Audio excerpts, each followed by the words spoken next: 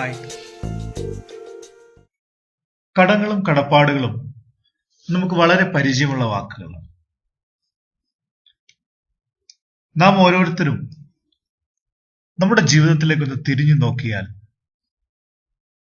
ഒരിക്കലും വീട്ടുവാൻ കഴിയാത്ത എണ്ണമറ്റ കടങ്ങളുടെ ഒരു നീണ്ട നിര തന്നെ നമുക്ക് കാണുവാനായിട്ട് സാധിക്കും. നമ്മളെ നമ്മളാക്കി വളർത്തിയെടുത്ത അച്ഛൻ, നമുക്ക് ജന്മം നൽകാൻ ഒരു അമ്മ അനുഭവിച്ച വേദനയും ത്യാഗങ്ങളും കഷ്ടപ്പാടും, കരുതലിന്റെ കരങ്ങളുമായി നമ്മുടെ ശൈശവത്തെയും ബാല്യത്തെയും സമൃദ്ധമാക്കിയ നമ്മളുടെ ഉറ്റവർ,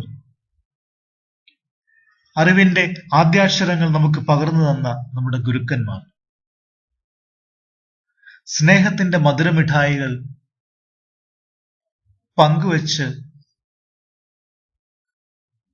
നമ്മുടെ ബാല്യത്തെ സന്തോഷകരമാക്കിയ സുഹൃത്തുക്കൾ, പനി പിടിച്ച് ഒരു ആശുപത്രിയിൽ അഡ്മിറ്റ് ആയപ്പോൾ വാത്സല്യത്തോടെ നമ്മെ നോക്കി ഡോക്ടർ, ഒരു മാലാഖയെ പോലെ നമ്മളെ പരിചരിച്ച നഴ്സ്, അങ്ങനെ ഒരുപാട് ആളുകളുടെ സ്നേഹത്തിന്റെയും കരുതലിന്റെയും ആകത്തുകയാണ് നമ്മളുടെ ജീവിതം എന്ന് പറയുന്നത്. തിരികെ പോയിട്ട് എല്ലാവരോടും നന്ദി പറയുവാൻ, അവർ ചൊരിഞ്ഞ സ്നേഹത്തിന്റെ കടങ്ങൾ വീട്ടി തീർക്കുവാൻ ഒരിക്കലും നമുക്ക് സാധിക്കില്ല. എന്നിട്ടും എത്ര ധാർഷ്ട്യത്തോടു കൂടിയാണ് നാം ജീവിക്കുന്നത്. എത്ര ഈഗോയാണ് നാം മറ്റുള്ളവരുമായിട്ടുള്ള നമ്മുടെ ബന്ധങ്ങളിൽ വെച്ചു പുലർത്തുന്നത്.